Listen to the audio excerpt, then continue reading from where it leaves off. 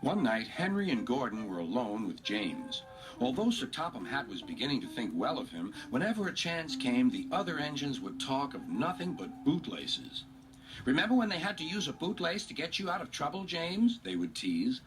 James tried to get back by talking about Henry, who got shut up in a tunnel, and Gordon, who got stuck on a hill, but they wouldn't listen.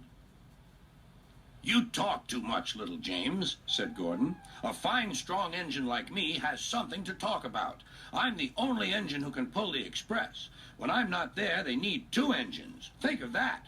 I've pulled expresses for years and have never once lost my way. I seem to know the right line by instinct." Every wise engine knows that the signalman sets the switches to make the engines run on the right tracks.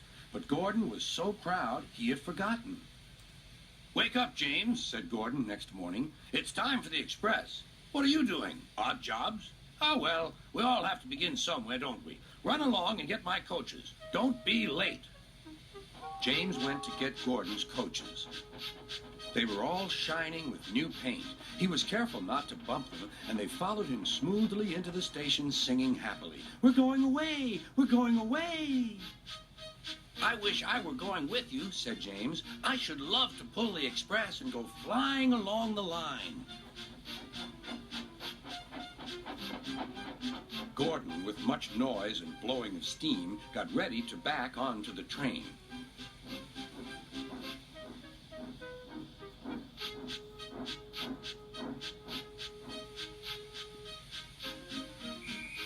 Sir Topham Hatt was on the train with other important people, and as soon as they heard the conductor's whistle, Gordon started. "Look at me now," he puffed, and the coaches glided after him. "Whoop, whoop, whoop, whoop, whoop. Goodbye, little James. See you tomorrow." James watched the train disappear and then went back to work. He pushed some freight cars into their proper sidings and went to fetch the coaches for another train. James had just brought the coaches to the platform when he heard a mournful noise. There was Gordon trying to sneak into the station without being noticed. "Hello, Gordon. Is it tomorrow?" Gordon didn't answer. He just let off steam feebly. "Did you lose your way, Gordon?" "No, it was lost for me. I was switched off the main line onto the loop. I had to go all round and back again." "Perhaps it was instinct," said James. All the passengers were shouting at the ticket window, "We want our money back." Sir Topham Hatt climbed onto a cart and blew the conductor's whistle so loudly that they all stopped to look at him. Then he promised them a new train at once. "Gordon can't do it. Will you pull it for us, James?" "Yes, sir. I'll try." So James was coupled on and everyone got in. "Do your best, James," said Sir Topham Hatt. Come along, puffed James.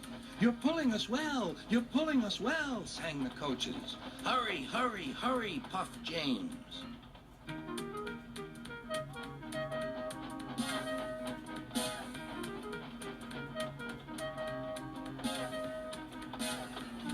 Bridges and stations flashed by. The passengers cheered, and they soon reached the station. Everyone said thank you to James, and Sir Topham Hatt was very impressed. "Well done. Would you like to pull the express sometimes?" "Yes, please," answered James. Next day, when James came by, Gordon was pushing freight cars. "I like some quiet work for a change," he said. "I'm teaching these cars manners. You did well with those coaches, I hear." "Good. We'll show them." And he gave his cars a bump. James and Gordon are now good friends. James sometimes takes the express to give Gordon a rest. Gordon never talks about bootlaces, and they're both quite agreed on the subject of freight cars.